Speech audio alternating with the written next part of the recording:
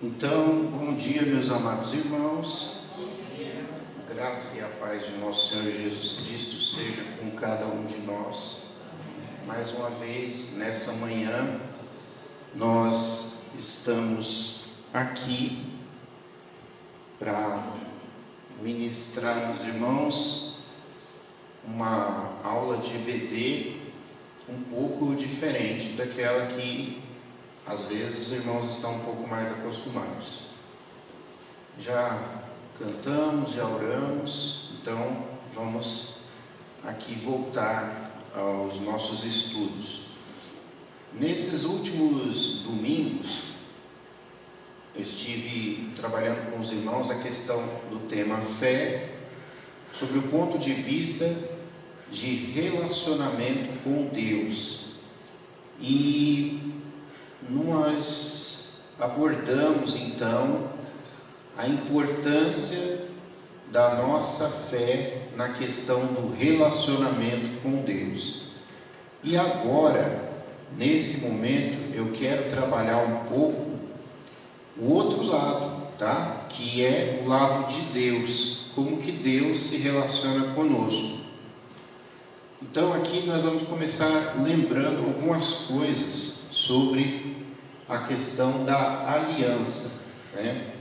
Uma coisa que eu frisei de uma certa forma, mas que talvez não ficou muito claro,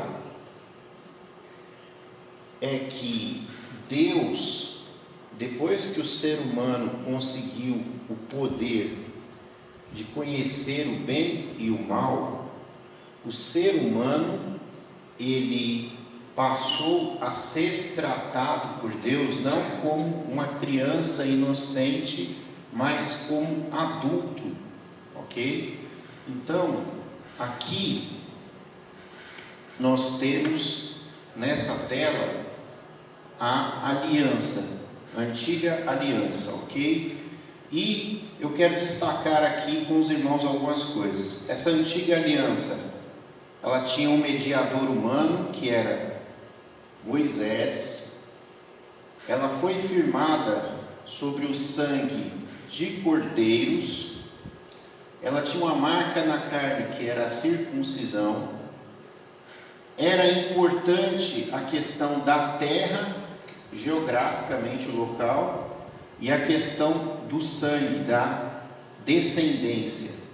Ela tinha um dia sagrado, um dia santo, que era o sábado. Ela tinha uma classe separada entre o povo, certo? Uma casta chamada sacerdotes.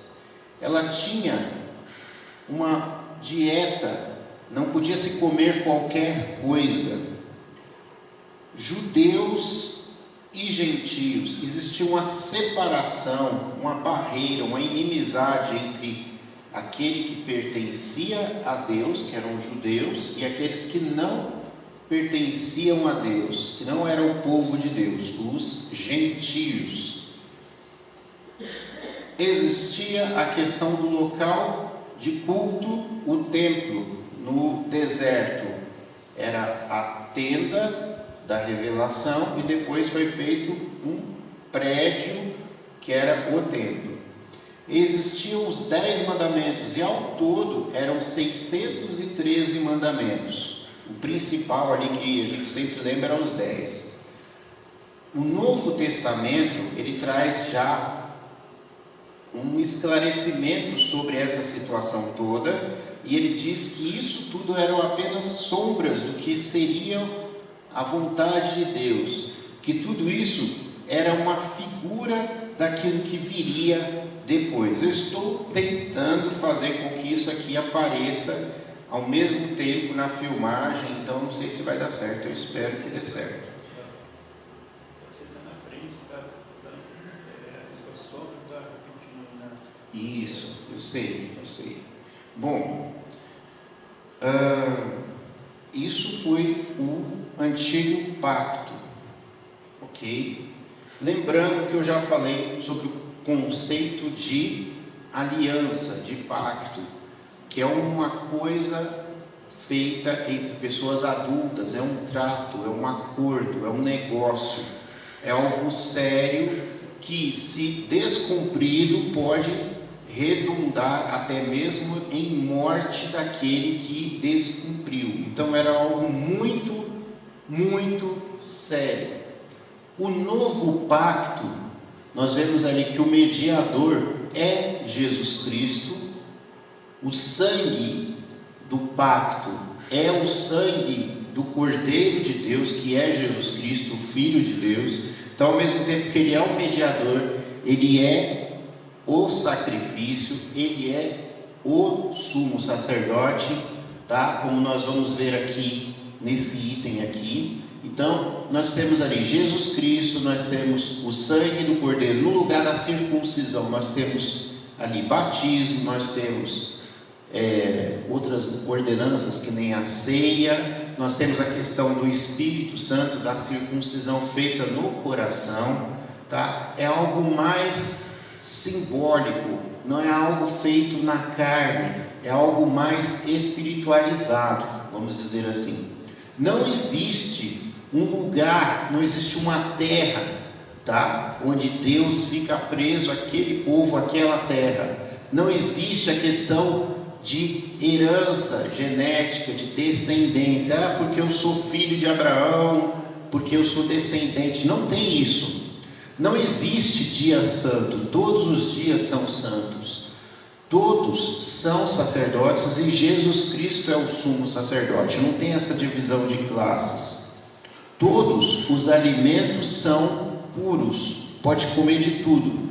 Todos são iguais. A igreja é o único povo de Deus. Não tem essa separação entre Israel e não Israel, tá? Então, incluído, veja bem o que eu estou querendo dizer, que através da igreja, quem entra da igreja é povo de Deus. Então, ela é o povo de Deus e ela abarca todo mundo. Não tem a separação. É lógico que fora da igreja vai ter o povo judeu, vai ter os gentios e vai ter mais, né? Os judeus consideravam gentios quem não era povo de Deus. Nós que somos igreja, nós consideramos gentios quem não é da igreja, tá? Então é muito interessante isso, que nós somos considerados por nós mesmos, conforme a Bíblia, Israel de Deus.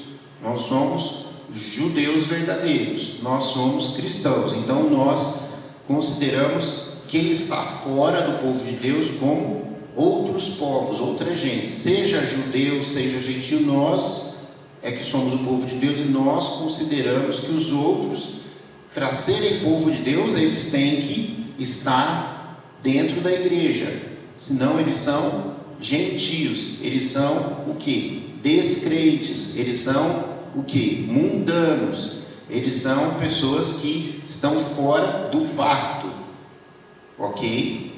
Então nós temos o mesmo tratamento que os judeus tinham lá no passado. Nós, povo de Deus, os outros, outra gente, gentios, tá?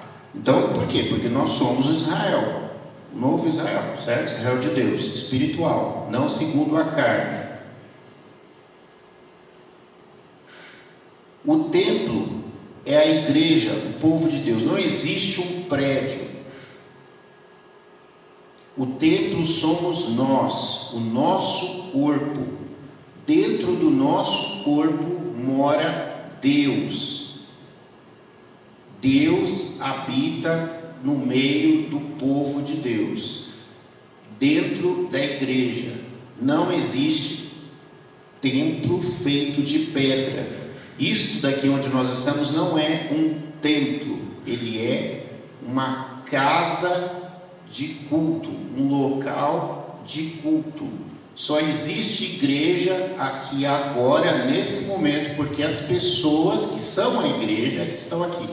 Quando acabar o horário do culto, a igreja vai sair daqui e vai cada um para a sua casa, porque a igreja é a pessoa, é o povo. O conceito de igreja é o de povo, é o de nação, é o de reino, de sacerdotes, de comunidade. Assim como os judeus hoje, eles têm a comunidade judaica, nós cristãos somos uma comunidade cristã. Nós temos leis de um país que está na Bíblia, Não o país Israel, mas o país reino de Deus lá nos céus. E nós não temos nada a ver com esse mundo. Nós somos inseridos nesse mundo e vivemos dentro desse mundo, dentro dessa sociedade. Mas assim como os judeus, que são a comunidade judaica, eles têm suas próprias leis, e não importa em qual país onde eles estão espalhados, eles são judeus e eles são uma comunidade, assim também os cristãos. É bom entender essas coisas. A lei é uma única lei, que é a lei de Cristo, que é a lei do amor. E depois a gente pode até falar isso mais para frente. E nós vivemos na luz, nós vivemos na realidade.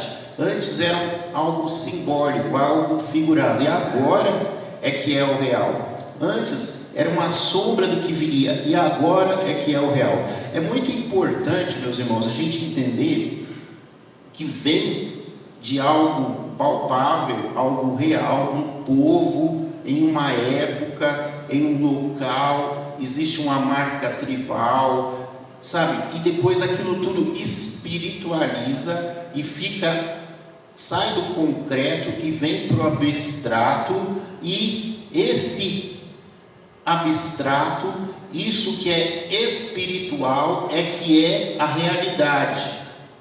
É como se houvesse uma espécie de evolução na lei de Deus, onde ele sai, que ali Jesus vai falar da caducidade ali da letra, né? E vai para a essência da letra, vai para a essência da coisa, vai para aquilo que é espiritual. Então foi essa a nova aliança. A lei, Deus vai falar, né, se a gente entrar nos detalhes, a lei antigamente foi escrita em tábuas de pedra. Agora a lei é escrita no coração de carne. E Deus grava a lei dele no nosso coração, na nossa mente, através do seu Espírito. Antes, o Espírito Santo, ele não habitava com o povo, ele vinha temporariamente sobre alguns que eram escolhidos, que eram os profetas. Agora todo o povo de Deus é profeta. Não é que não existe profeta,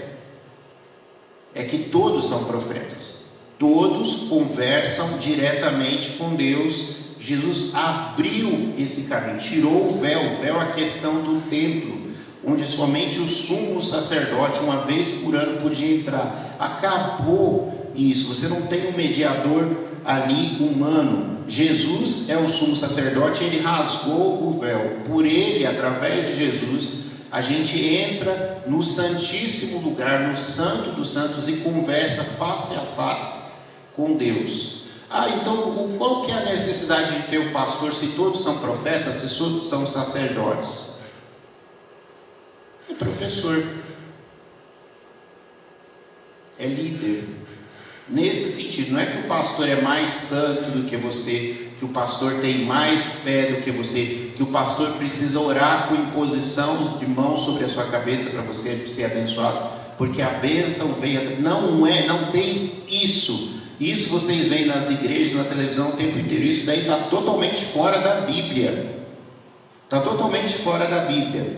Bota a mão você mesmo na sua própria cabeça e ora você mesmo e conversa você mesmo com Deus. Se te faltar fé, você chama os irmãos da igreja, qualquer irmão, né? Qualquer irmão assim, entre aspas, né? A Bíblia vai dar a orientação certinha para isso, né? Chama lá as pessoas de mais fé, os mais anciãos, os mais antigos, e vamos orar, e vai haver a misericórdia de Deus.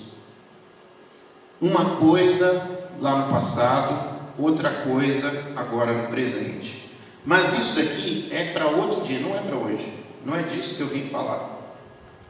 Eu falei que eu ia falar da questão de Deus. Então nós vamos falar da questão de Deus. Deixa eu ver aqui, eu tenho várias coisas aqui. Eu tenho ciúmes, Deus é fogo consumidor, juiz misericordioso, Deus não muda, o que é Deus, quem Deus ouve, soberano, temor. Vamos começar aqui de cara pelo que é Deus. Então, meus irmãos, existe uma musiquinha que eu critico, a musiquinha, né? Que ela fica falando assim: ninguém explica Deus. E o trabalho justamente do pastor, do teólogo, é explicar Deus. A Bíblia fala para nós conhecermos e prosseguirmos em conhecer a Deus. O que eu ensino para vocês é que Deus é uma pessoa e Ele não é um estranho, Ele não é um esquisito, um inexplicável, uma pessoa que você te pega de surpresa toda hora. Porque Deus surpreende, o pessoal fala. Não é isso. Deus não surpreende ninguém, não, tá? Deus é totalmente previsível, porque Ele quer ser conhecido. Ele tem um padrão de comportamento, e é isso que é a questão do relacionamento. Quando você convive com uma pessoa, você começa a conhecer aquela pessoa e você descobre que existe um jeito dela pensar, um padrão de comportamento. Então, o casal casou, aí a moça e o rapaz começam a passar ali seus tempos juntos. Daqui 10 anos, ela já não vai mais fazer aquilo que ela fazia. O que lá, por exemplo, briga entre os casais, né? Uma coisa muito interessante, a questão do papel higiênico, né? Tem o jeito certo de colocar o papel higiênico e tem o jeito errado. O jeito errado, no meu ver, aí não importa, porque sou eu que estou falando, então eu vou falar que o certo é o certo, o errado é o errado. Então, no meu jeito certo, na minha opinião, o papel tem que ficar lá de um jeito que a folhinha sai por cima. Mas tem um pessoal teimoso que quer que a folhinha saia por baixo, e eu não sei porquê, tá? Então, são dois tipos de gente, é o esquerda e a direita, que às vezes casam uma com a outra, aí dá uma briga infernal por causa dessa palhaçada, porque a pessoa coloca o papel higiênico lá invertido, aí o marido não gosta, aí vem a mulher e também não gosta, e um fica brigando com o outro. Quando passam uns 10 anos, um dos dois vai ter que ceder, porque não dá para viver brigando o tempo inteiro por causa de uma porcaria de um papel higiênico, certo? Então, isso é conhecer o jeito do outro. Isso é conhecer o jeito do outro. E Deus quer ser conhecido por nós. Ele quer que nós saibamos o jeito dele, o que ele gosta. Então, vamos ver algumas coisas que a Bíblia afirma. Não, Deus é tudo. Deus é tudo é resposta de católico, gente que não conhece a Deus. A Bíblia te dá respostas para você. Quando você for ensinar para as pessoas, você vai falar: define Deus. Deus é luz. Ninguém explica Deus. Deus é luz. Explica assim: Deus é luz. Esta é a mensagem que dele. Eu vou colocar assim, irmãos, simples, porque eu quero que vocês entendam que qualquer pessoa que pega a Bíblia consegue ensinar, porque aqui é uma escola. Eu estou tentando formar professores para que vocês abram uma casa de vocês ali na sua casa, ensine para os seus vizinhos, para os seus parentes, para os seus amigos. Então qualquer um consegue fazer isso. Essa é a mensagem que dele ouvimos e vos anunciamos. Qual que é a mensagem que chegou, que nós ouvimos anunciando? Isso aqui é João falando, o apóstolo João. Deus é luz. E o que significa Deus ser luz? Não há em Deus e não há nele trevas nenhuma. Deus é o oposto da escuridão. Olha que coisa simples. O que Deus é? Deus é luz. Deus não tem trevas em Deus. Deus é a luz. Já viu a luz do sol? A luz do dia é tudo às claras, é algo que traz vida. E aí você vai falando, Deus é isso. Agora a escuridão, as coisas ocultas, certo? As trevas, não tem nada a ver com Deus, certo?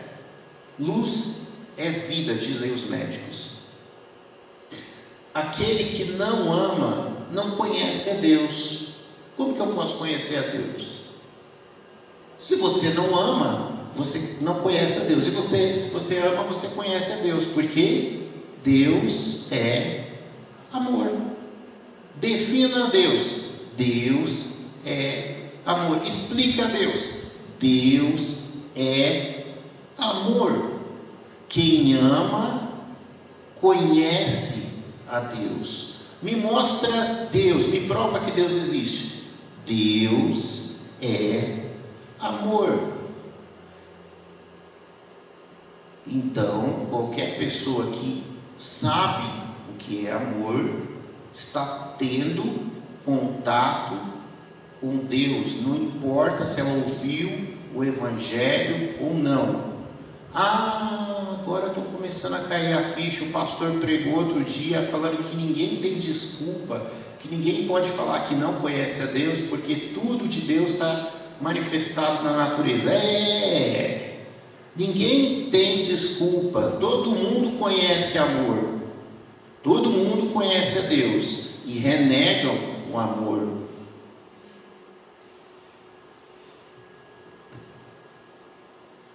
Porventura sou eu Deus de perto, diz o Senhor, e não também de longe. Outra musiquinha com a teologia errada, né? És Deus de perto e não de longe. Está totalmente errado, é o inverso. O versículo diz: por acaso eu sou apenas um Deus que fica perto, ou seja, lá no templo, na terra de Israel. Aqui a pessoa estava lá numa outra terra, preso, cativo. E Deus fala: por acaso eu sou apenas o Deus lá da terra de Israel? Eu estou apenas limitado àquele templo? Não. Acaso eu não sou um Deus que também, quando você está longe em outra terra? Sim, certo? Deus longe. Ele é Deus perto, no templo, na terra de Israel, mas ele não é aquele conceito de Deus ligado à terra, ligado ao sangue. Ele é um Deus que também vai longe. Se você está lá em outra terra estrangeira, foi deportado, certo? Foi espalhado por outras nações, Deus te ouve lá, porque Deus também é Deus quando você está longe. E tem um outro versículo que fala que Deus está perto de todos aqueles que o invocam. Esse já está mais alinhado com o entendimento do Novo Testamento. Porque Deus não é Deus de confusão. Outra característica de Deus: Deus gosta de paz. Ele não é um Deus que gosta de bagunça. Deus não gosta de confusão. Outro versículo que não está aqui, eu lembrei agora, que no Novo Testamento fala sobre toda a gritaria seja banida de entre vocês, porque Deus não gosta de bagunça. Deus não gosta de gritaria, de coisa desorganizada. Entendam que Deus é o Deus da harmonia. Ele gosta da coisa. A Bíblia, o salmista Davi, que era o profeta, Jesus chama Davi de profeta, fala: tocai bem e com júbilo. Esse tocar bem exige uma harmonia entre as coisas, uma coisa organizada. Paulo vai falar, né? Se tocar igual uma buzina, vai fazer um barulho que ninguém vai entender, né? Tem que ser inteligível, certo? Então Deus gosta de paz.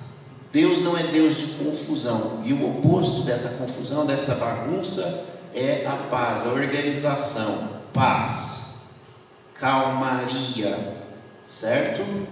Não quer dizer que Deus não gosta de uma musiquinha mais agitada, mas também não quer dizer que Deus gosta sempre da mesma musiquinha calma demais ou agitada demais, porque a Bíblia vai ensinar o quê? Cantai ao Senhor um cântico novo. Deus te deu inteligência para quê? Para você criar, não para você ser uma coisa chata, monótona, mas ficar sempre oferecendo o mesmo louvor, certo? Deus é uma pessoa, Ele é uma pessoa, Ele tem gostos, Ele tem o seu jeito que Ele determina, que Ele quer ser adorado e cultuado.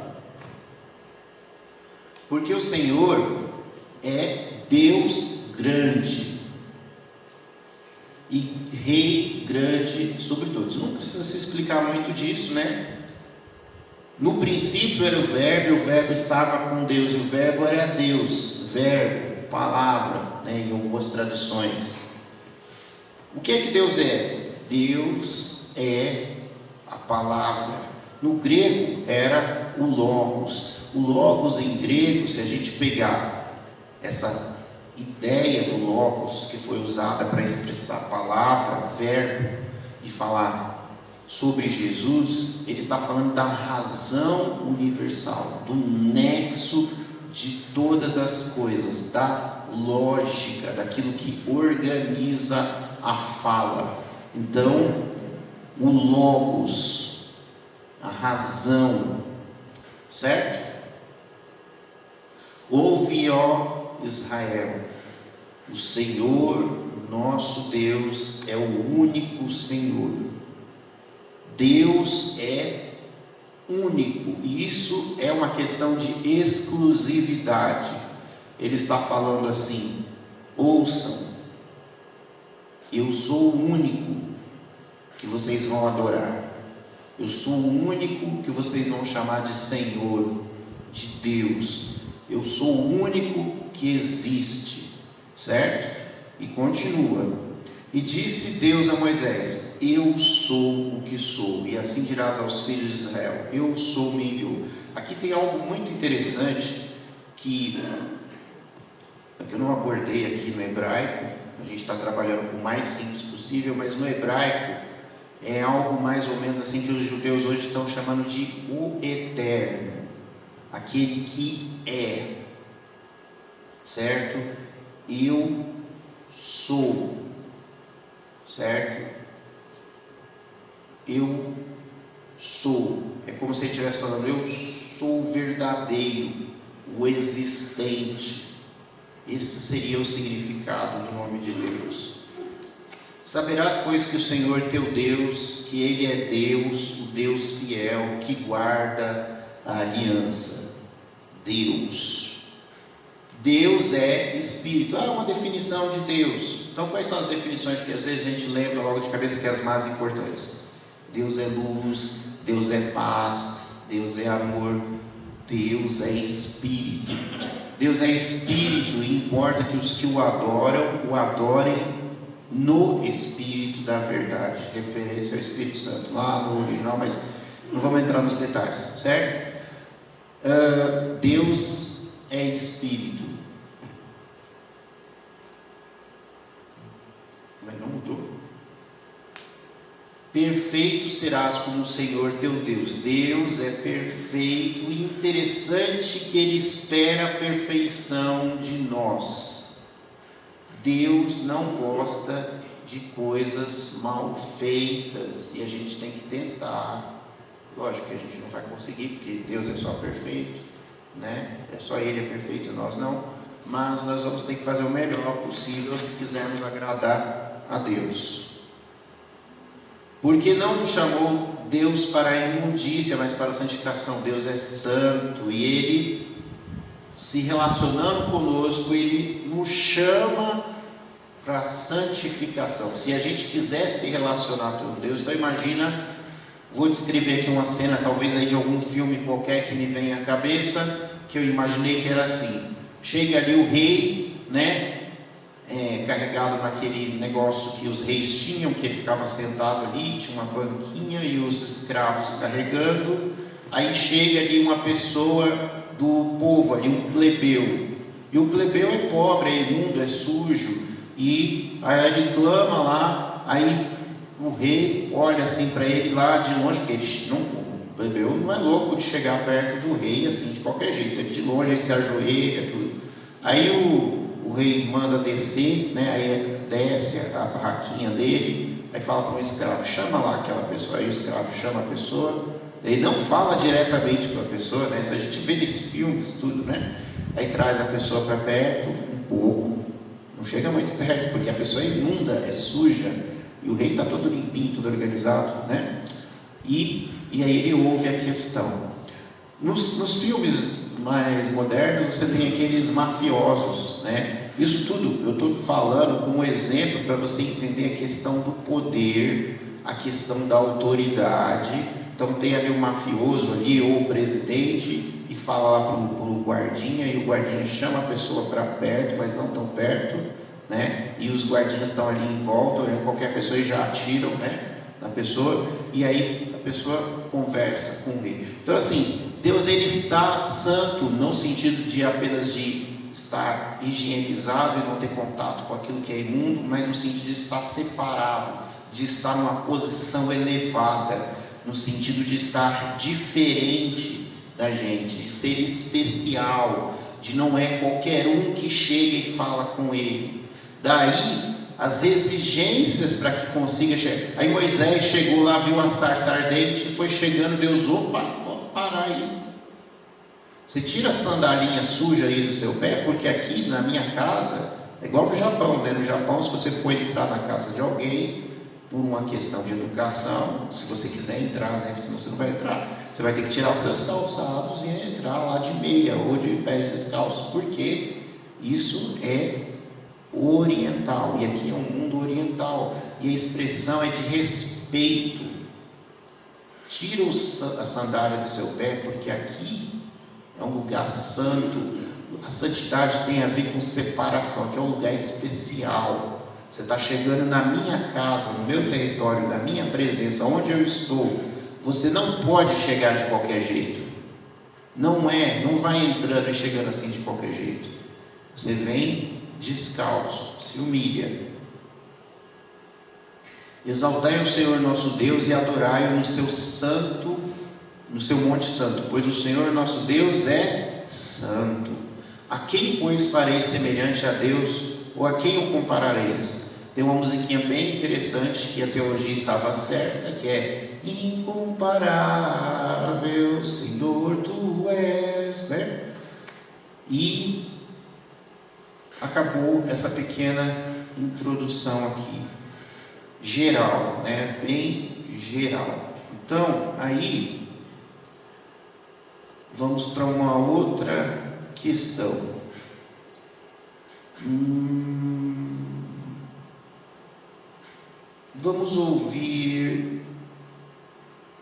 Vamos aqui no temor.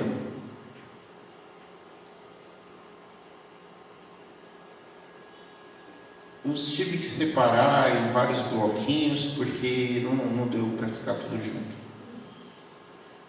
Isso aqui eu não abordei na questão da fé, mas tem a ver com fé, o medo como fé. Então eu acabei de falar de respeito, e esse medo, esse temor, ele tem a ver com respeito, mas ele também tem a ver com medo, tá? Então a gente vai tentar, entenda, meus irmãos, que nada é exatamente igual àquilo que você pensa. Você tem que entrar na Bíblia e entender o que está escrito lá naquela época, tá? No temor do Senhor, a firme fidelidade, né? Aquela ideia de algo firme, confiança, né? De novo, né? Tem a ver com fé. Eu não entrei aqui no hebraico, mas eu estou mostrando que essa palavra firmeza e confiança nós já abordamos, e elas têm a ver com a questão da fé. Então aqui está falando que a questão do temor está ligada com a questão da fé. Está dizendo como se esse temor aumentasse a fé, esse respeito firmasse a fé ainda mais. Então, no temor do Senhor, a firme confiança, e Ele será um refúgio para os seus filhos. Então, essa questão de temer a Deus está relacionada diretamente com a fé. Porque a minha mão fez todas essas coisas, e assim todas elas foram feitas, diz o Senhor. Mas para esse olharei. Questão do relacionamento, né? Que a gente aborda na questão da fé. Para o pobre e abatido de espírito. É qualquer um pobre e abatido de espírito? Não. É o que treme da minha palavra. É o que tem respeito. É o que tem temor. É para esse que Deus vai olhar. Está aqui em vermelho. Para esse é que eu vou olhar. Então, na questão do relacionamento, né, existe a visão de Deus. Como é que Deus nos nota? Se nós trememos diante da sua palavra, certo? Não é simplesmente nós sermos pobres e abatidos, humildes. O temor do Senhor é o princípio da sabedoria. Bom entendimento tem todos os que cumprem os seus mandamentos. O seu louvor permanece para sempre.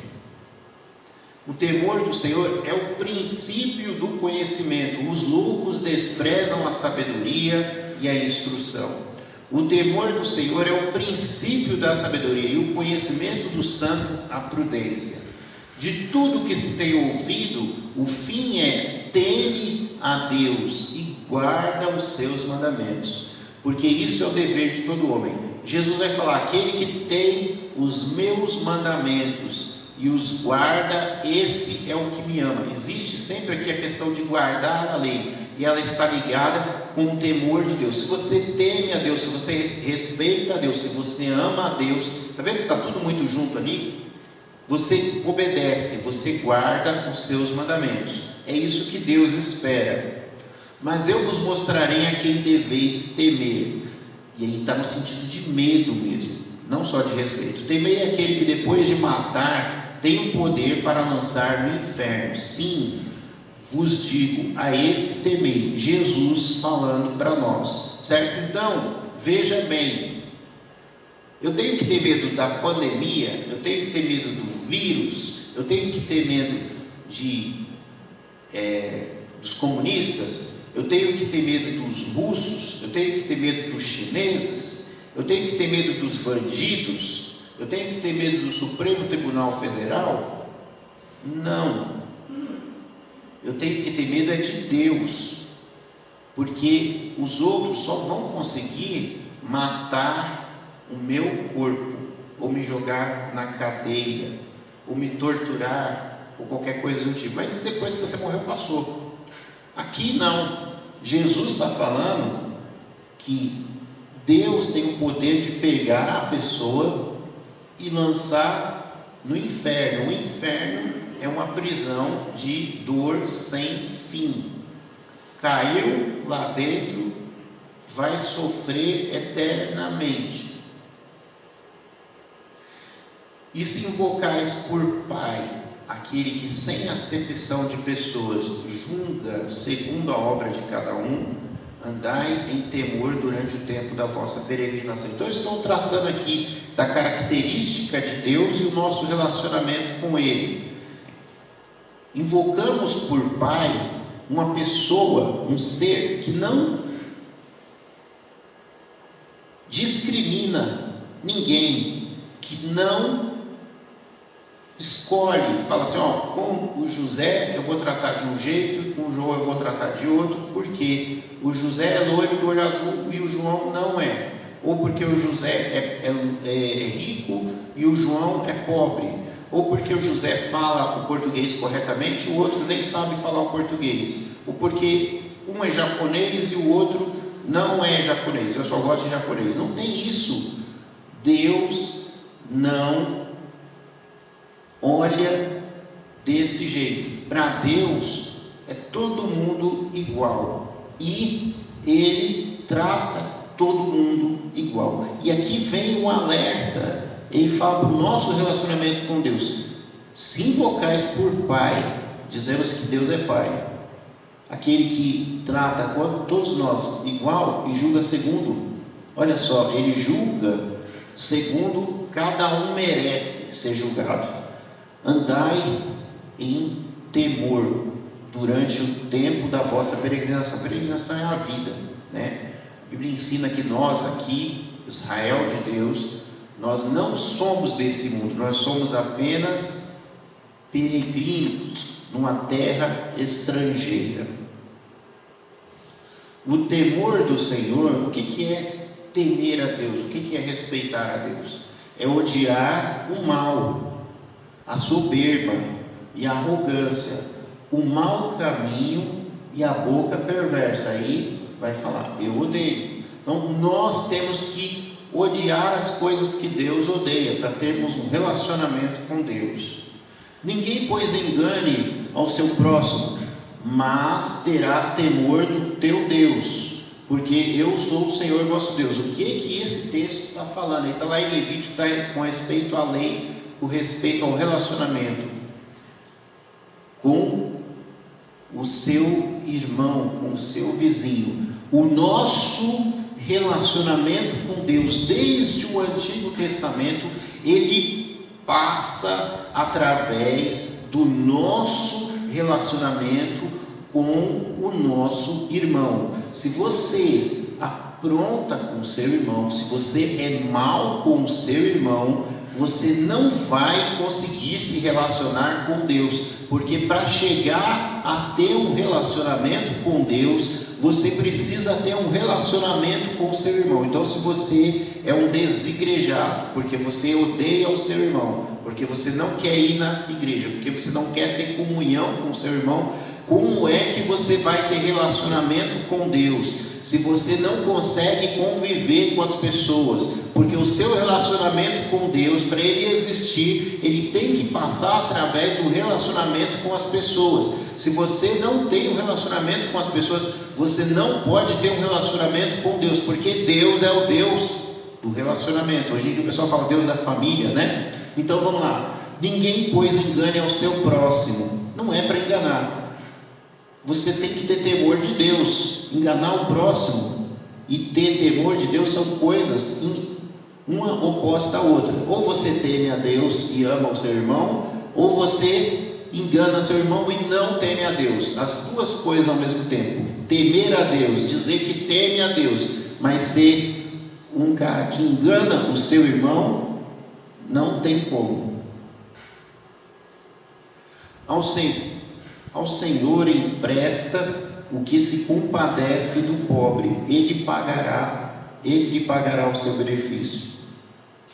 Precisa dizer muita coisa? Não precisa, né? Se você se compadece daquele que é pobre, existe uma relação ali, porque Deus cuida do pobre. Então, quando você se compadece e empresta para o pobre, você está emprestando para Deus e Deus vai pagar, é o que a Bíblia diz.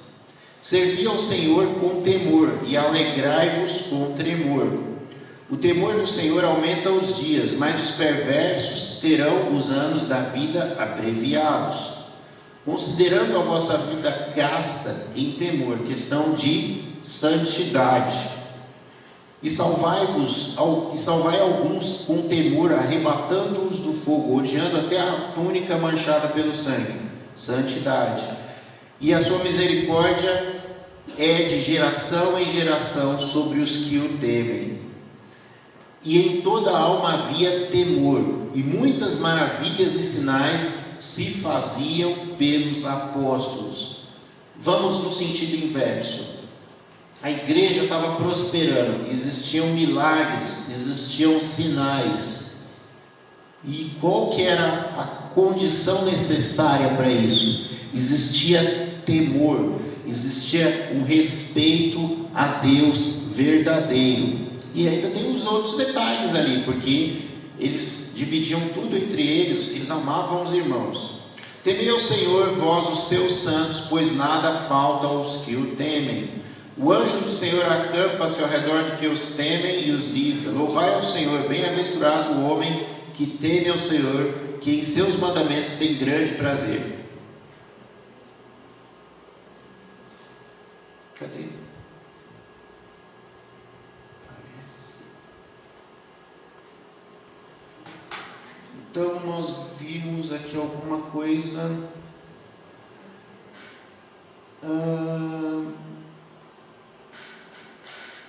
Vamos aqui para algo muito importante. E aí a gente vai finalizar.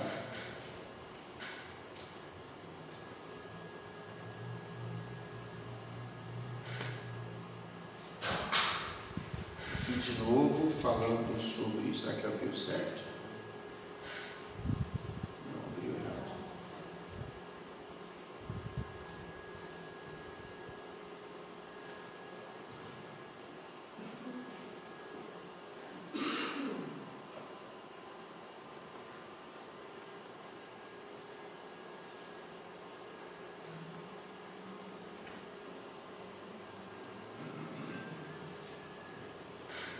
Para relacionamento com Deus, esses versículos aqui vão nos falar. Então, voltando aqui à questão, né? Para Deus, 97% não vale, tem que ser 100%. Você guardou 9 mandamentos, mas adulterou, você é culpado de todos. E você vai para o inferno. Você guardou todos os mandamentos, mas você não guardou o sábado, você vai para o inferno. Você fez todas as coisas, mas você cobiçou, você vai para o inferno, porque 90% não é bom para Deus o bastante. Mas o justo então é aquela pessoa que tenta, porque tem uns que nem tentam. E nós somos crentes, nós somos santos? Não, mas Deus nos santificou, Ele nos amou, Ele derramou sobre nós a sua graça. Então nós tentamos ser santos, nós não vamos conseguir, mas aí o Espírito de Deus está em nós e Ele dá um empurrãozinho. O crente é o justo porque ele tenta, pelo menos ele tenta, certo?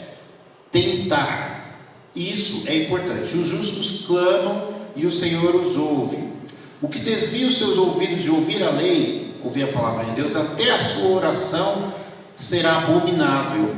Então está bem claro que Deus não vai ouvir. O que tapa o seu ouvido ao clamor do pobre, ele mesmo também clamará e não será ouvido.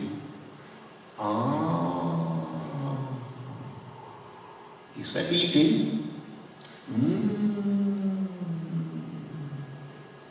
Aí eu falo para vocês que a nossa nação precisa melhorar muito. Tá aí, ó.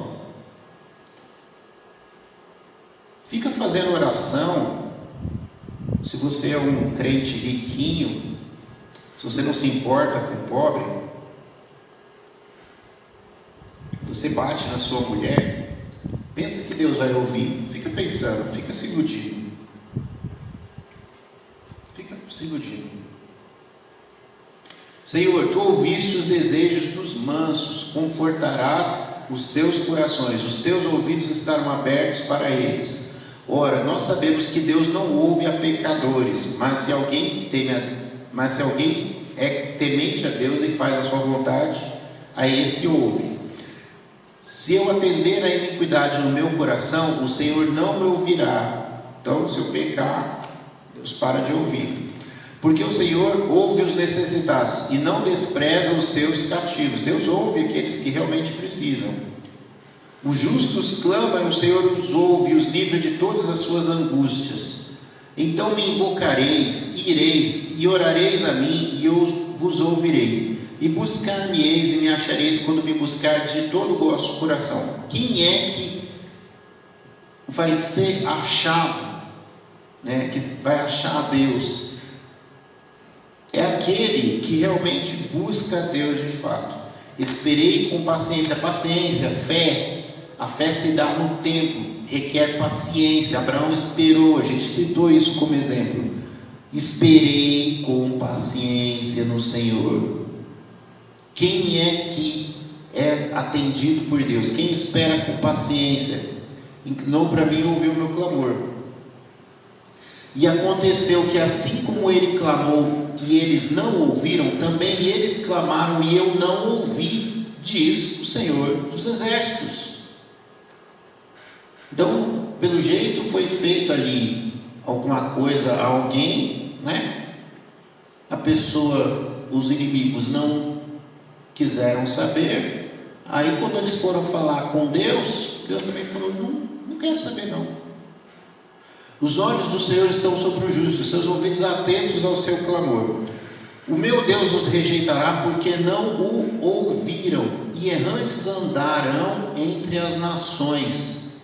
Não ouviu a Deus. Então me disse, Deus falando para o profeta, vês isto, filho do homem? Há porventura coisa mais leviana para a casa de Judá do que tais abominações que fazem aqui?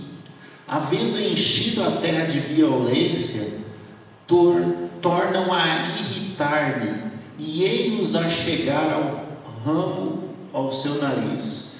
Por isso também eu os tratarei com furor, o meu olho não poupará, nem terei piedade, ainda que me gritem aos ouvidos com grande voz, contudo não os ouvirei.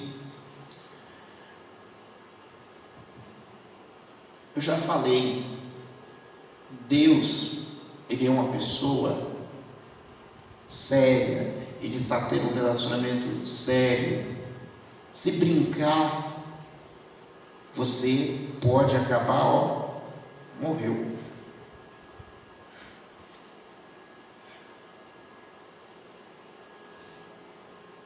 Esse mouse está sumindo.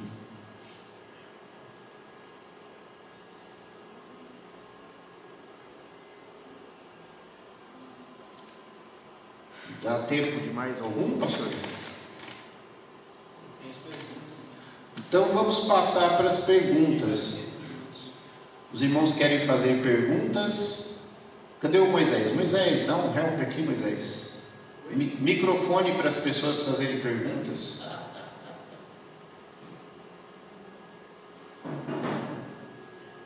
Moisés é esperto, né, Moisés? Você foi lá, tá pegando duas coisas boas, né? Ouvindo a aula e tomando um solzinho. O médico falou que eu preciso ficar no sol para pegar uma cor. É o médico que falou? Pegar uma cor. Ok. Para pegar uma cor? Um bronze. Ok.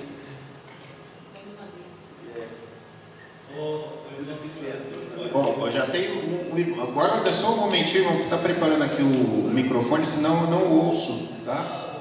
Porque eu sou meio surdo, né? Assim, eu sou meio surdo. E quando o irmão for falar, tira essa máscara também, que ela também atrapalha. E aí eu não entendo nada. Tá? Então o irmão Jair vai fazer uma pergunta agora. Tá, então, em primeiro lugar, eu quero deixar claro para os irmãos que antes de ontem, eu vacinei, tomei a primeira dose de vacina.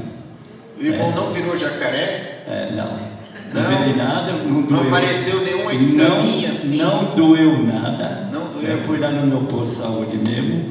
E pessoas que têm acima de 80 anos, a partir do 1º de março, se a nossa igreja tiver alguém aí, eu fui feliz que teve gente lá que falou para mim, eu queria estar no seu lugar, porque eu estou doido para passear, mas não consigo vacinar. Ok. Então é o seguinte, é aquela história. O português usa umas frases, me perdoe, fala, se não tiver sorte de morrer novo, de velho não escapa. Eu escapei de morrer novo, igual de velho não tem jeito. A minha pergunta que eu queria fazer para o irmão é o seguinte, no começo você falou aí, eu gosto muito do verbo. Eu não falei nada não. Não falei não, eu coloquei a Bíblia mesmo. Sobre Deus. Lá no livro de Gênesis, capítulo 5, o Deus viu a maldade do homem que era muito forte, ele resolveu dar um acabo, falar, faça desaparecer da terra homem e tudo que eu fiz, que me arrependo de ter feito o homem. E Deus me ama para se arrepender, ele sabe todas as coisas, que ele falou que ele manda para o inferno, que ele tem autoridade. Sim. Ele fala, me pesa muito no coração, mas me arrependo de ter feito o homem. Então, eu não entrei nesse daí aqui, né? E sim, então, eu não entrei porque não dá tempo, mas está aqui o slide aqui, né? Deixa eu ver se eu consigo pegar então, que aí eu vou deixar aqui, a dúvida sua é correta, porque a gente está tentando falar de Deus, mas não, infelizmente o tempo não dá, então deixa eu tentar aqui, ó. Vamos dar uma pausa nas perguntas, ó. Porque eu, Senhor, não mudo. O irmão está certíssimo, ó. Por isso vós, ó filho de Jacó, não sois consumidos. Ó, toda boa dádiva e todo dom perfeito vem do alto, descendo do Pai das luzes, em quem não há mudança nem sombra de variação. Deus não é homem para que minta, e nem filho de homem para que se arrependa. A Bíblia fala o tempo inteiro, tá certo, irmão? Deus não vai se arrepender de nada. Porventura dia ele não faria, ou falaria e não confirmaria, certo? Ó, e também aquele que é a força de Israel não mente nem se arrepende. Deus não se arrepende, a Bíblia fala o tempo todo. Porquanto não é um homem para que se arrependa, porque os dons e a vocação de Deus são sem arrependimento. Ó. Jurou o Senhor e não se arrependerá. Tu és sacerdote para sempre, segundo a ordem de Melquisedeque. Então, a Bíblia, ela fala disso, que Deus, ele não se arrepende. Então, o que é isso que aconteceu? Tá? O que é isso que aconteceu lá? O que aconteceu lá é o seguinte: Assim como eu falei de uma escala humana particular, existe uma escala global. Não vai dar certo com essa coisa aqui. Existe uma medida de iniquidade global de um povo, tá? Então existe a escala, a medida de iniquidade para uma pessoa, certo? Ela pode estar pequena ou pode estar cheia. Existe uma medida de iniquidade para uma nação, para um povo, naquele caso, no mundo. O pessoal se afundou no pecado, certo? E a medida de iniquidade se encheu e Deus falou: meu, está batendo aí, vamos dizer aí, os 90 e tantos %. O pessoal é mau, devassidão total, eles virou um mau carnaval. Aí Deus falou: não tem mais jeito não, tá corrompido, tá, né? Então quando o computador está com vírus, o que a gente faz? A gente pega os dados lá, faz o backup e formata. E aí Deus pegou e falou para Noé: Noé, faz o backup que eu vou formatar, certo? Então foi isso. Gente, foi uma piada, pode dar risada. Certo? Noé, faz o backup, né? Coloca os animais aí, um animal de cada aí, né? Um casalzinho aí de cada, para poder não perder. E porque eu vou formatar. E aí Deus, ó, zerou. Por quê? A humanidade estava lá, ó, batendo a devassidão total, o mundo inteiro. Agora, de novo, a nossa medida de iniquidade chegou lá em cima, lá, sei lá, está em quanto? 80%? E Deus está próximo de formatar, de apagar, de zerar tudo de novo, de tocar fogo dessa vez, porque Ele prometeu que com água não vai ser. Agora Ele vai queimar tudo, certo? Então é isso que a gente fala de fins dos tempos. Quando a perversidade humana alcança uma coisa que dá ânsia de vômito em Deus, que Deus fala assim: eu não aguento mais, a minha paciência, certo? Que é ilimitada, é infinita, né? Eu não posso deixar isso por causa dele. Deus pode aguentar, mas Ele não quer, certo? Então, por um acaso Deus se arrepende da sua obra? Não, tá? Não é questão de arrependimento como se eu errei, certo? Eu cometi um erro. Nós cometemos erro, Deus não comete erro. Então Deus não pode se arrepender, certo? O que ali está acontecendo é que está sendo usado uma linguagem para descrever a atitude de Deus. Existe na Bíblia outros versículos onde Deus também fala de se arrepender. Ele fala, eu tinha aqui, mas eu não lembro onde que está, por isso que eu vou ter que falar de cabeça. Ele fala assim: olha, eu coloquei aqui em algum lugar, deixa eu ver se eu achei. Ele fala assim: olha, acho que está na misericórdia. Ele fala assim: olha, vou dar um exemplo bem claro, historinha. Jonas, Deus mandou Jonas pregar para Nínive. Ainda 40 dias e eu vou tocar fogo em tudo, vou acabar com vocês. Aí o povo se arrepende. Então o que acontece? De antemão, Deus já falou: se o povo se arrepender, certo? Também eu vou no sentido contrário, eu vou me arrepender, eu vou retirar aquilo que eu prometi, certo? Então é uma coisa, uma linguagem, uma forma de descrever a mudança de comportamento. Se vocês pecarem ainda, continuarem no pecado, eu vou acabar com vocês. Mas se vocês se arrependerem, eu vou me arrepender do mal que eu prometi que eu vou fazer. E eu vou mudar a direção. Então ali Deus, ele está fazendo isso, nesse sentido, entendeu? Não é que Deus assim, meu Deus, eu fiz o homem com tanto amor, meu Deus, eu mesmo, né? Eu fiz o homem com tanto amor e deu essa porcaria e agora eu vou ter que matar todo mundo, porque não dá, tá fedendo muito. Não é nesse sentido, que droga, deu errado. Não é isso, as coisas não saem do controle de Deus, mas é no sentido de que o ser humano está indo numa direção e aí Deus pega e fala: eu preciso tirar o ser humano da terra, eu preciso mudar, eu preciso tirar o ser humano da terra. Então Jonas sabia dessa condicional, e aí Jonas foge, porque Jonas quer que aquele povo morra, porque aquele povo matou o povo de Jonas. Então Jonas tinha ódio daquele povo, e Jonas falou: se eu for lá pregar e aquele povo se arrepender, eles vão escapar, porque aí, se eles se arrependerem, Deus vai se arrepender do mal que Deus disse. Então não quero que isso aconteça. Então Jonas tentou fazer feitiçaria, bruxaria, manipular o sagrado. Jonas falou assim: eu vou, se só eu que tenho a mensagem, eu vou fugir com essa mensagem, e eu vou deixar aquele povo morrer.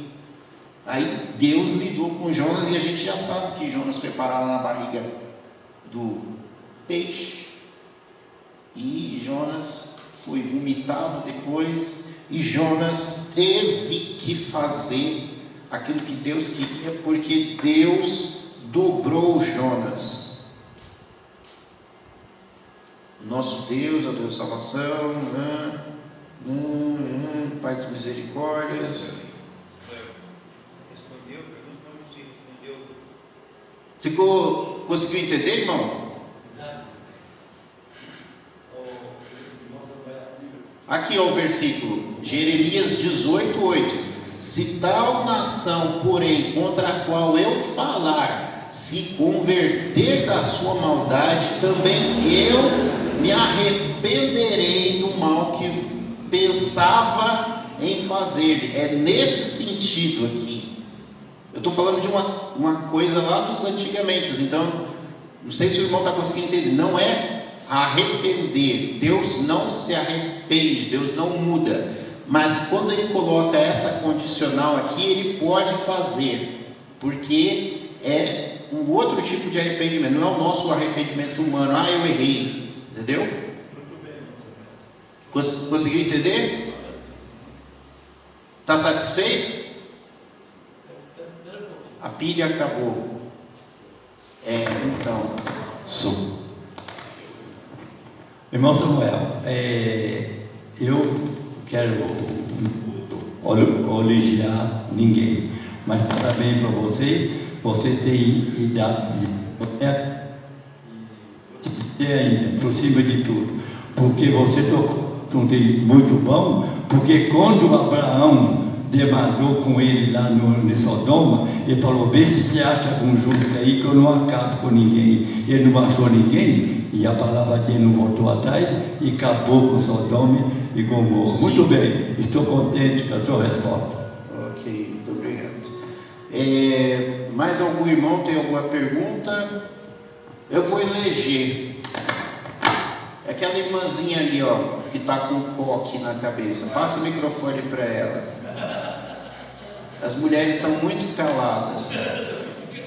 Não, é a irmã do coque, é essa daí, a irmã Selma. Faz uma pergunta, irmã. Inventa aí alguma pergunta. Participe, por favor, represente as mulheres. A minha é muito verdade, né?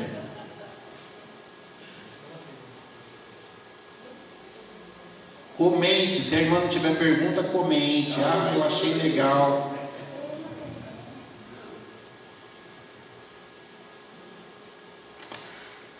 Irmã?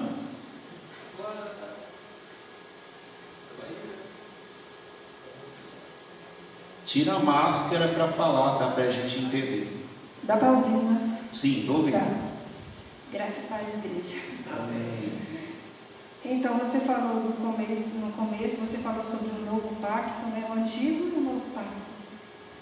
Então, eu queria que você falasse assim, qual a diferença assim, no seu ponto de vista que houve entre o novo e o antigo pacto. Tá. Eu devia ter uma tela branca aqui, não tem.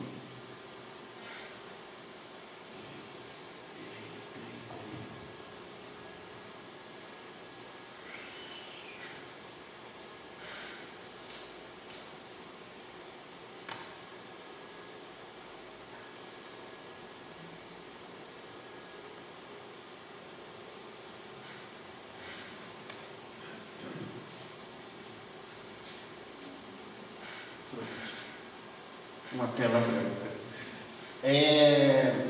Bom,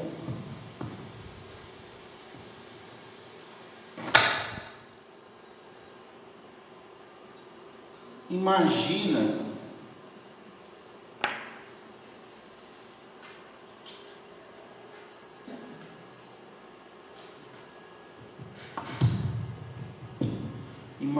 que o antigo pacto é algo que é concreto.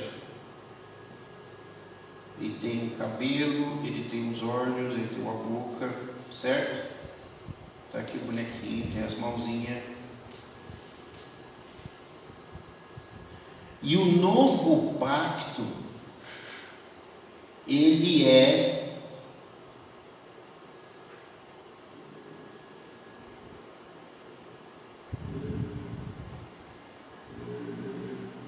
imagina que isso daqui é uma nuvem, é um furacão. Ficou muito mal desenhado. Tá? Vou tentar de novo aqui. Eu sei desenhar, não sei porque que saiu tão ruim. Mas é um redemoinho, certo? Então, a diferença é que nós temos algo aqui que ele é concreto, que ele é material. E no Novo Testamento a coisa é totalmente abstrata, tá? Imagina que aqui você tem o livro, certo? Você pode pegar o livro e você mexe com o livro. E aqui você tem a irmã do louvor, você tem a música. A natureza é totalmente diferente. Está trabalhando com informação, texto, palavras, né? Mandamentos, e ali é totalmente diferente. Então, essa mudança drástica que acontece entre eu pegar e ter ali a ideia de não adulterar, né, que às vezes as pessoas tinham, né, literalmente eu ir lá e pegar a mulher do outro para mim, adulterar, literalmente. E tem uma questão de carne, de contato.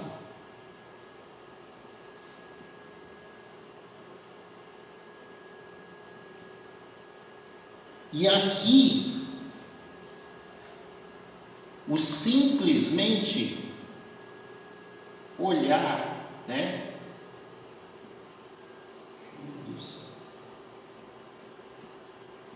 O simplesmente olhar, o cobiçar, o desejar,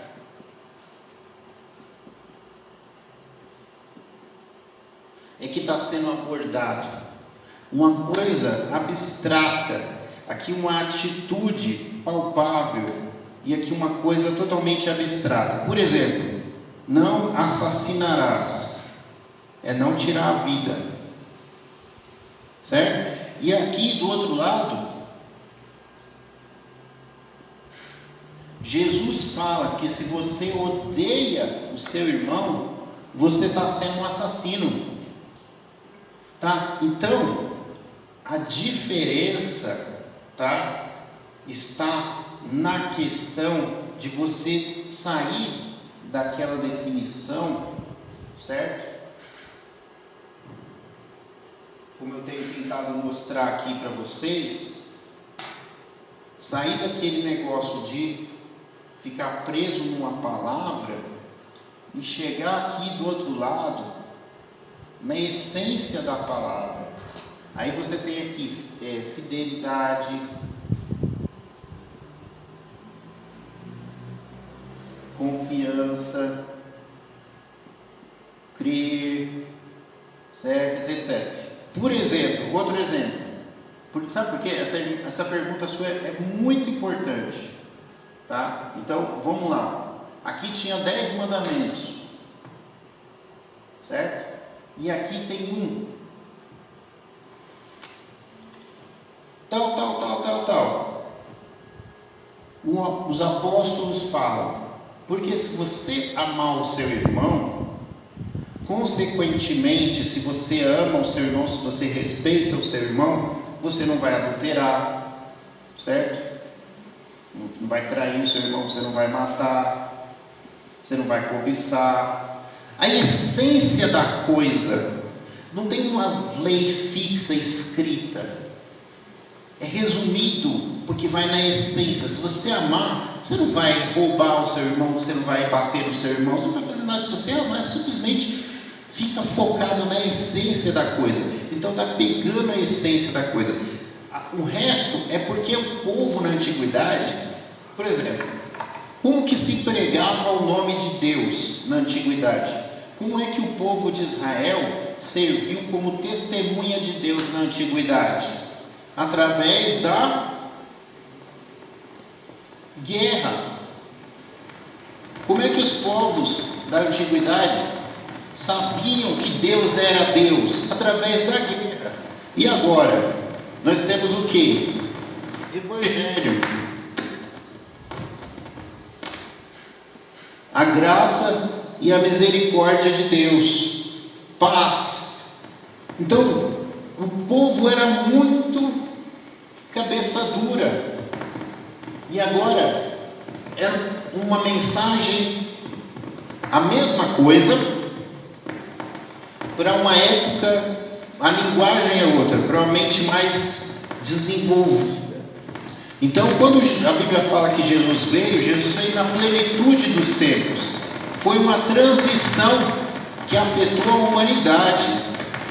O mundo que você vive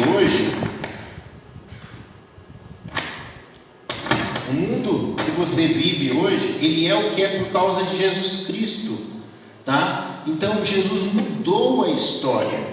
Por isso que ele é o maior ser humano. Se for olhado como um ateu, tem que se admitir que ele é o maior gênio, o maior ser humano, a pessoa mais importante que já existiu na história humana, porque ele mudou tudo através da pregação dele. É muito maior do que Mahatma Gandhi, do que o Papa, do que qualquer uma. Influência é muitíssimo maior. A transformação a transformação foi muito maior. E nós somos o que somos hoje como humanidade. O mundo ocidental é um mundo cristianizado. Então aquele lá, os Estados Unidos, os países da América Latina, a Europa, Oceania, certo? Um pedacinho da África aqui, Israel, toda a Ásia ali, Rússia, certo? Japão. Aí, quem é o pessoal problemático aqui? É a Índia, a China, os Hong Kongs lá da vida, como é que fala?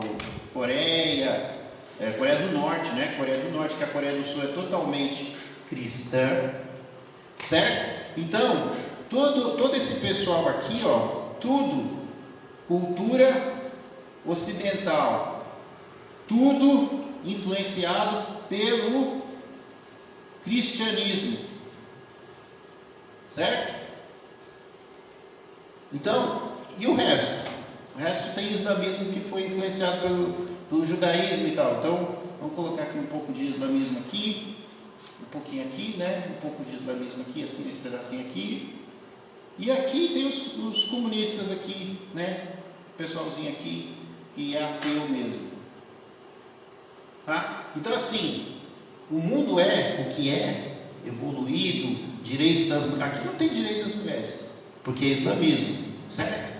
Comunismo ali mata e faz um monte de coisa. Então, tudo que existe é resultado da ação de Deus através da mão de Deus, que era Jesus. Então, assim, foi uma transformação radical. E o mais importante que eu estou passando aqui é que, apesar de termos o Antigo Testamento, que é onde eu quero chegar, e o Novo Testamento, o Deus que a gente está conversando aqui, ele atravessa isso aqui tudo. Deus, ele atravessa. Deus não muda. Deus não muda. Os tempos mudaram, certo? A forma de interação mudou. Mas ainda aqui, se você analisar a essência aqui, se você resumir a lei em amar, você resume a lei em amar. O mandamento não mudou, continua sendo o mesmo, que a gente chama de lei moral. Saiu sábado, templo, sacerdócio, isso aí ficou para trás. A essência continua, tá? A forma mudou, mas o conteúdo da forma, o bolo que está dentro da forma é o mesmo. Sempre foi, tá? Então aqui, as leis 613, quando você lê do Antigo Testamento, quando você plantar lá o seu grão, quando você passar para colher as espigas lá, as frutinhas, aquilo que cair no chão você não pode pegar, porque fica para o pobre. A lei, tá? A lei protegia o pobre. Então, tudo isso aqui, 613 mandamentos, resumido ali, porque a gente é inteligente, a gente pega a essência e a gente sabe se virar, porque o mundo surgem coisas novas, então você tem que saber o conceito para que você lide com o novo. Você não pode continuar escrevendo a Bíblia e explicando detalhe por detalhe. Então aqui vai mais da sua capacidade, certo? Deus dá essa confiança, dá essa liberdade, sem falar que aqui não tem, e aqui tem o quê? Esse é o foguinho aqui, o Espírito. A essência da nova aliança é que a lei não está escrita em tábuas de pedra, ela está escrita dentro do coração da pessoa. E então existe um poder sobrenatural que transforma você para que você ame. Você não está mais sozinho. Existe uma força sobrenatural que aquele que quiser, mas é impossível Deus perdoar, mas Deus faz o impossível acontecer. E aqui não, você estava um pouco mais por conta, tá? Então, é isso. Próxima pergunta. Você entendeu? Você entendeu, irmã? Satisfez? Eu gostaria de fazer uma pergunta. Calma, peraí, então vamos lá. Deixa eu me preparar psicologicamente aqui. Meu filho, você espera. E agora é a mamãe. Pronto. Agora é a mamãe. Então Conhece, desde que você nasceu. pronto, agora Eu você estava errado. Agora é a mamãe. Agora tremi na base aqui, vamos lá. Pode perguntar aí. Então, no Antigo Testamento, Deus deu a lei, era para guardar aqueles mandamentos, não poderia ser quebrado, né? Como o povo era salvo no Antigo Testamento e hoje como o povo é salvo? Então, Sabe, né? Você não quer. tinha a lei de Deus. a lei, a Bíblia fala no Novo Testamento, revela que a lei não podia salvar. Tem um conceito bem interessante no Antigo Testamento, meus irmãos, que é um negócio assim, ó, você pertence a um grupo. O judeu entendia que ele estava salvo, e que ele tinha que tomar cuidado para não sair, para não perder a salvação. E a gente aqui, a gente quer entrar para esse grupo, a gente quer sair daqui e ganhar a salvação, tá? Então, é bem interessante isso. É como se fosse calvinismo e arminianismo, tá? Bom, é só eu permanecer na lei de Deus, em tudo que já foi dado, que eu sou povo de Deus. Então o judeu, ele lutava para não perder isso, né?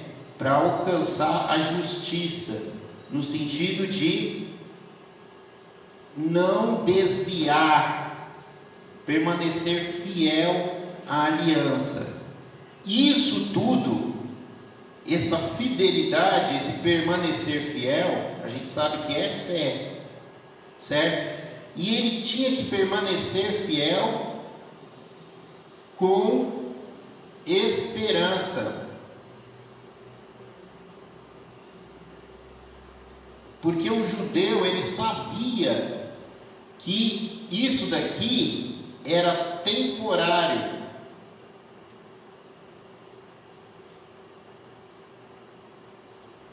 Isso daqui, a lei, foi algo que foi dado, preparando o povo para o surgimento de alguém. Então imagina que foi lá o suprassumo, né? Foi indo, foi afunilando. Deus pegou lá da humanidade alguém, lá Noé, depois pegou Abraão, aí foi pegando, foi afunilando, foi deixando os outros, preparou um povo, um reino, para que um dia surgisse uma pessoa que vai esmagar a cabeça da serpente, que é o Messias. A ideia central aqui é a volta desse personagem aqui, que é o cara que conversa com Deus lá em cima, que era o Moisés. Então eles aguardavam um novo Moisés, alguém que iria reformar a lei. E esse Messias veio, que é Jesus, e reformou a lei, que foi aquela reforma que eu acabei de falar. Então, isso aqui tudo, essa luta toda constante aqui com os desejos da carne, com o medo, com tudo mais, para não cair do barco, aguardando que uma hora aparecesse aquele que viria, certo? É o que manteve o pessoal salvo no Messias, na fé no Messias. Então, é um sistema de fé onde anualmente eles sabiam que a lei não servia, que ninguém conseguia guardar a lei. Então todo ano existia o sacrifício do boizinho, da ovelhinha.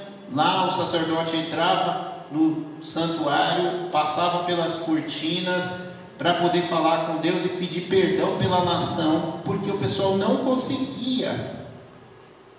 Então era uma luta, era uma coisa, uma opressão. E eles estavam aguardando que chegasse a libertação, que chegasse a reformulação, que trouxesse a solução. E eles eram salvos na fé no Messias que viria, que já veio para nós, no caso que é Jesus. Deu para entender? Entendi que tanto no Antigo Testamento quanto no Novo Testamento nós somos salvos pela fé. Sim. Sim, só que a fé deles era no Messias que viria. E a fé nossa é no Messias que já veio. Agora, por que é importante? Porque assim, como eu falei de lei, eu falei de coisa, dá a impressão, né, da questão da salvação pela lei no Novo. Mas o que acontece? Que eu quero que os irmãos entendam. Eu quero que os irmãos entendam. Entendam bem isso. Não é assim, olha, de graça, tá tudo bonitinho não, tá? Entendam bem isso. A fé, que é a fé que salva, é a fé viva. A fé que é viva é a fé que não é morta. Essa fé aqui, ela vem acompanhada das obras, da lei, tá? Então, entenda bem isso. Não adianta eu falar aqui, Senhor, o Senhor Deus é amor, eu amo a Deus e eu não amo o meu irmão, certo? Não sei se vocês conseguirem entender isso. A lei do amor permanece. Se você não ama, você vai para o inferno. Mas eu tenho fé em Deus. Não tem fé coisa nenhuma. Se você não ama o seu irmão, você não tem fé. Porque a fé, que é relacionamento com Deus, exige que, assim como Deus é, nós somos nesse mundo. Está lá em 1 João. Tá? Andar com Deus, obedecer a Deus. Fé significa obediência, significa obras. A fé de verdade não anda separada das obras, tá? Então não adianta vir aqui, eu sou religioso, eu sou salvo. Não, você vai queimar no inferno com a sua religião. Religião não salva ninguém. Fé, teoria, não salva ninguém, tá? Se você tem fé, você tem obras. Se você tem fé, você ama, você obedece. Então, eu me lembrei do Não, versículo. sem amor não tem salvação. A obra de Deus é essa, que creiais no Filho de Deus. Sim. Então, só através do sangue de Jesus é que a pior Tá, pessoa pode exatamente. ser salva. Agora, o que é crer no Filho de Deus? De novo, Se ele o que é crer no Filho de Deus? O que é crer? saber que ele é pecador, está perdido e condenado. Saber, quando você crê no Filho de Deus, você aceita a Jesus, certo? E esse aceitar é submeter-se, certo? A Jesus. Então você aceita a Jesus como seu Salvador e Senhor, para fazer tudo o que Ele mandar. Isso é que é a fé em Jesus. É um contrato de obediência que tem leis, que tem obras. Você não escapa disso. Não tem como. Não tem como. Então o cara lá na cruz, o ladrão, ele não tomou a ceia, ele não foi batizado. Oi, pode perguntar. Não, só vou dar falar. Essa questão de obras, existe obras e obras, certo? Lá em Efésios, capítulo 2, vai falar das obras, e vai falar que as obras que são feitas em Deus. Sim, que a gente já falou. É a obra que o crente vai fazer, elas terão valor. Sim. Porque serão feitas a partir dali. Sim. São feitas em Deus. Sim. Então, é bom entender que os Espíritos Sim. é o que mais faz obras, mas elas não são